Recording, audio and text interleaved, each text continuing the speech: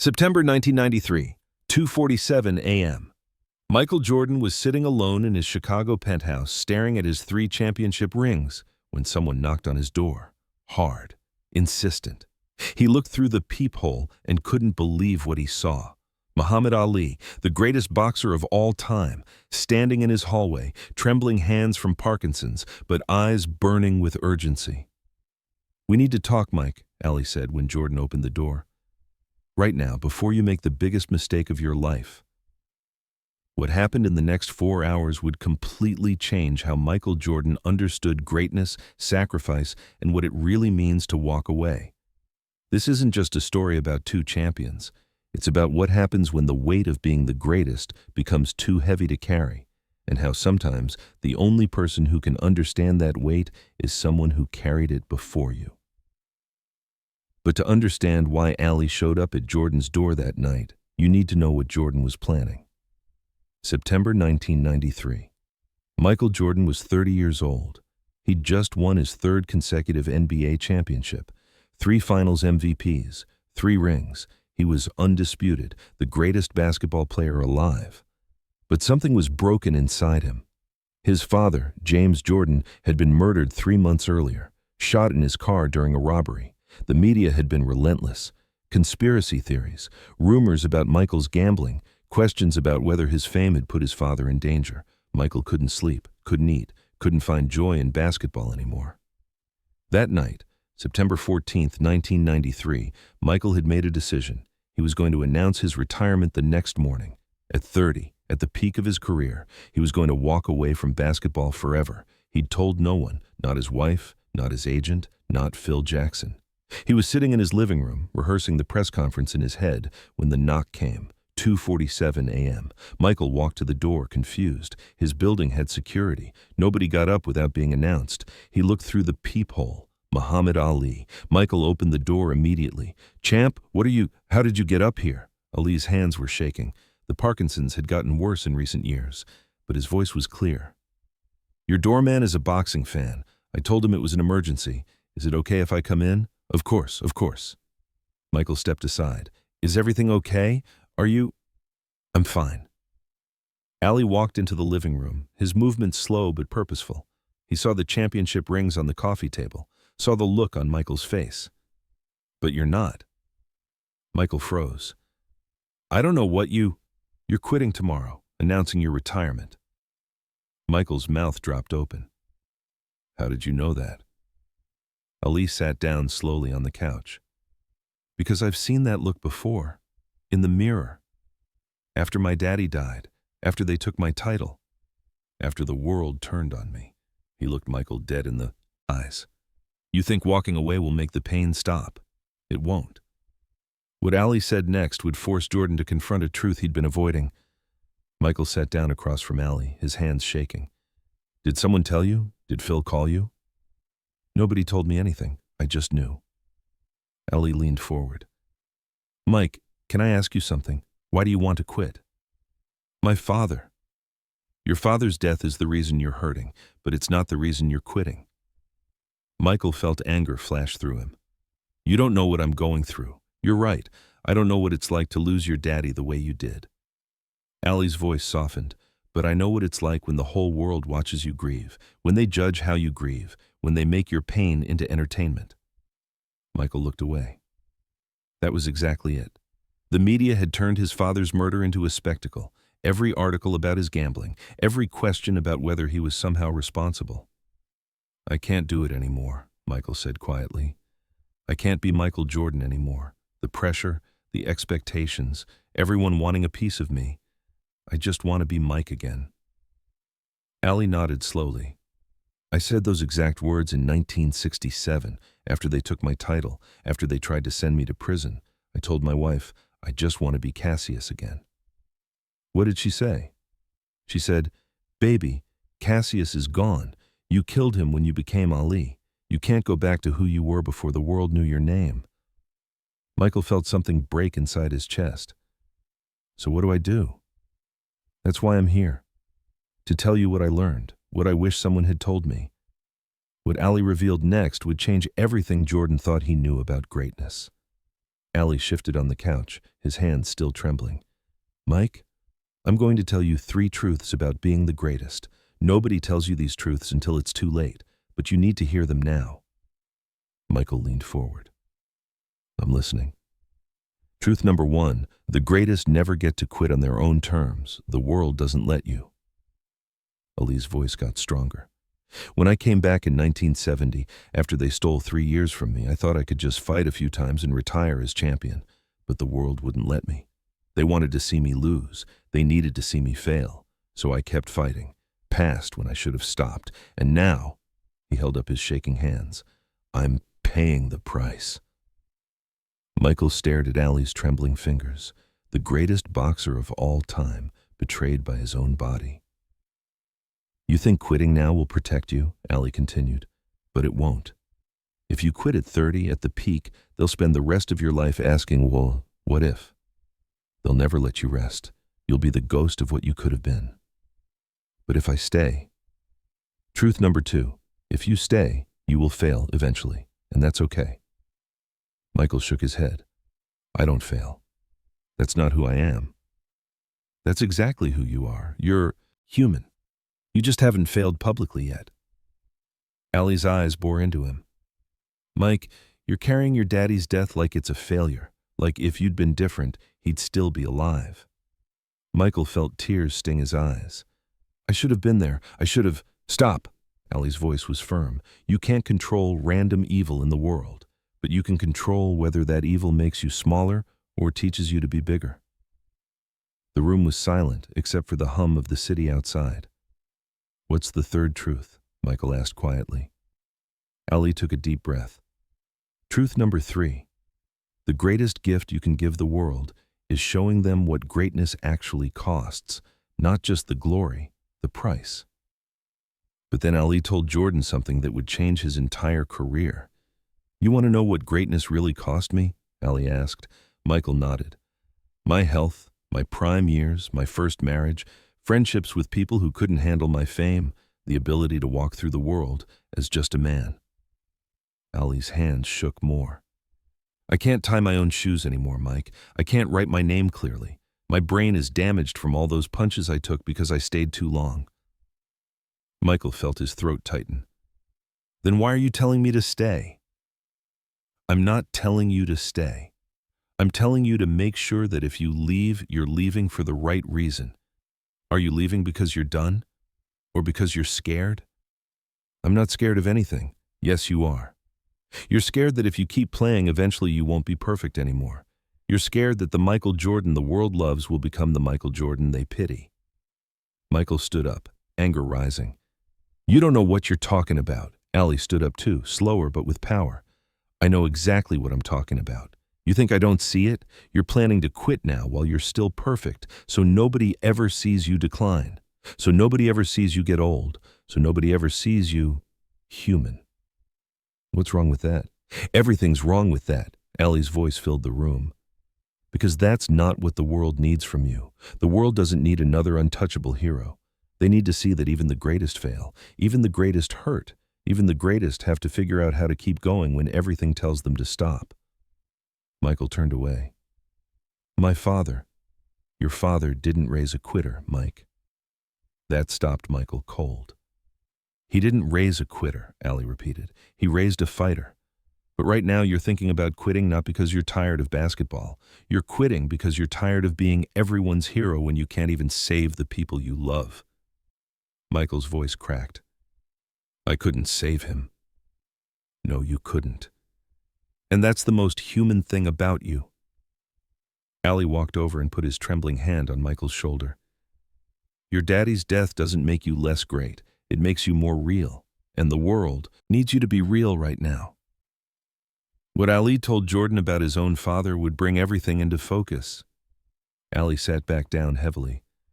My daddy died in 1990, 3 years ago. Heart attack. Cassius Clay Sr., he was 77. Michael looked at him. I didn't know that. Not many people do. By then I wasn't doing interviews much. The Parkinson's was getting bad, but I need to tell you what happened at his funeral. Ali's eyes got distant. I stood at his casket, and all I could think was, he never really got to see me. the real me. Because I was always performing. Always being Muhammad Ali, heavyweight champion. Even with him, I was performing. His voice cracked. After he died, I wished I could have one more conversation where I wasn't the champ, where I was just his son, but I never did that when he was alive because I thought I didn't have time. I thought being great meant never stopping, never being weak, never being just a son. Michael sat back down, tears streaming down his face now. Your daddy got to see you be both, Mike. He saw you be the champion, but he also saw you be his boy. You didn't rob him of that. Don't rob the world of what you could still become because you're afraid of honoring his memory wrong. How do I honor him? Michael's voice was barely a whisper. By being great in a way he'd be proud of. Not just the wins. The way you handle the losses, the way you get back up, the way you show other people that even heroes are human. They sat in silence for a long moment. Finally, Ali spoke again. Can I tell you what I think you should do? Please. What Ali suggested next would shock Jordan and change the NBA forever. Take a break, Ali said. Not forever, just a break. Step away from basketball. Grieve your father properly. Try that baseball thing you've been thinking about. Michael's eyes widened. How did you know about... Mike, the whole world knows you've been talking about baseball.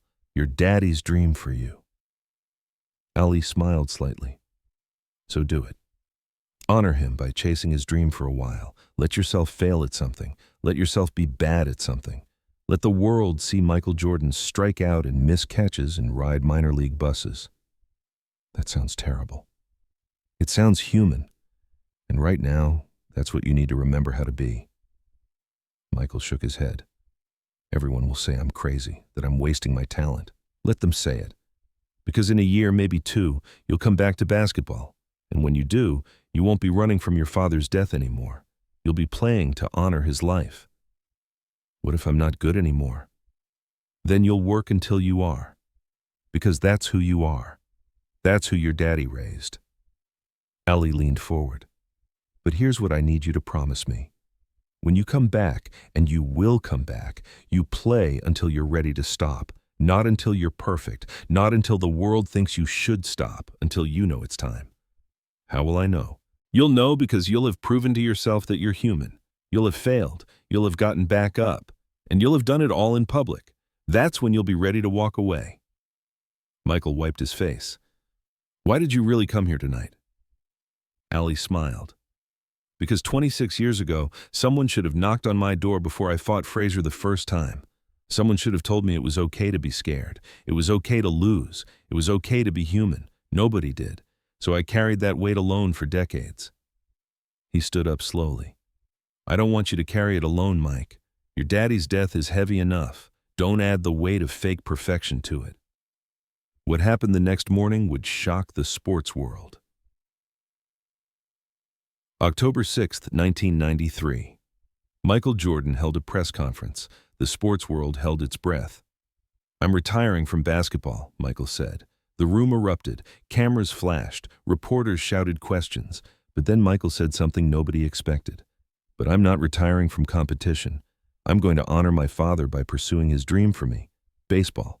I'm going to play for the Birmingham Barons, a minor league team. The room exploded again. Confusion, disbelief. Some reporters actually laughed. Michael held up his hand. I know this seems crazy, but a very wise man told me that the greatest gift I can give the world is showing them what it costs to be great. Part of that cost is having the courage to fail publicly, to be human publicly. A reporter shouted, Who gave you that advice? Michael smiled. The greatest. That night, Muhammad Ali called Michael. I watched the press conference. You did good. Everyone thinks I'm crazy. Good. Let them think that. You know what you're doing. Ali, can I ask you something? Why did you really come that night? The real reason. Long pause. Then, because I needed to save someone, Mike. I couldn't save myself from fighting too long. I couldn't save my health. But maybe I could save you from making the same mistakes. Let me have that win. In my condition, I don't get many wins anymore. Michael's voice cracked. Thank you. Don't thank me yet. Thank me when you come back to basketball and win 3 more championships. Then we'll talk. What happened next would prove Ali was right all along. 95. After 17 months in minor league baseball, after failing and struggling and looking foolish, after grieving his father properly, Michael Jordan returned to the NBA. March 18, 1995. He came back mid-season. He wasn't perfect at first. He was rusty, human. But by 1996, Michael Jordan won 3 more championships. 1996, 1997, 1998, 6 total. The second three-peat. Many consider these championships even greater than the first 3, because this Michael Jordan was different. He was still the greatest player alive. But now, he was also visibly, undeniably human. In 1996, Michael won his 4th championship. In the locker room afterward, emotional, crying, he held the trophy and said, "This is for my father." That night, he called Ali. "You were right. I needed to fail first. I needed to be human first." Ali's speech was getting harder now. The Parkinson's progressing. "You gave the world a gift, Mike. You showed them that even the greatest are human. That's more important than any championship. I couldn't have done it without you showing up that night." "Yes, you could. But I'm glad I got to be part of your story." Michael Jordan won his 6th championship at 35 years old, and this time he did retire on his own terms after proving everything he needed to prove to himself and to the world. Years later, in 2016, Muhammad Ali passed away. Michael Jordan was one of the pallbearers. At the funeral, Michael told a story nobody had heard before, about the midnight knock, about the conversation that changed everything. "In 1993, I was going to quit," Michael said to the packed arena. "I was going to walk away at 30 because I was scared. Scared of being human, scared of failing, scared of not being perfect." His voice got stronger. "Muhammad Ali knocked on my door at 3 in the morning, and he told me 3 truths. 1, the greatest never get to quit on their own terms, but you should try anyway. 2, you will fail eventually, and that's okay. 3, show the world what greatness actually costs." Michael's voice cracked. "I wouldn't have 6 championships without that conversation. I wouldn't have learned how to be great and human.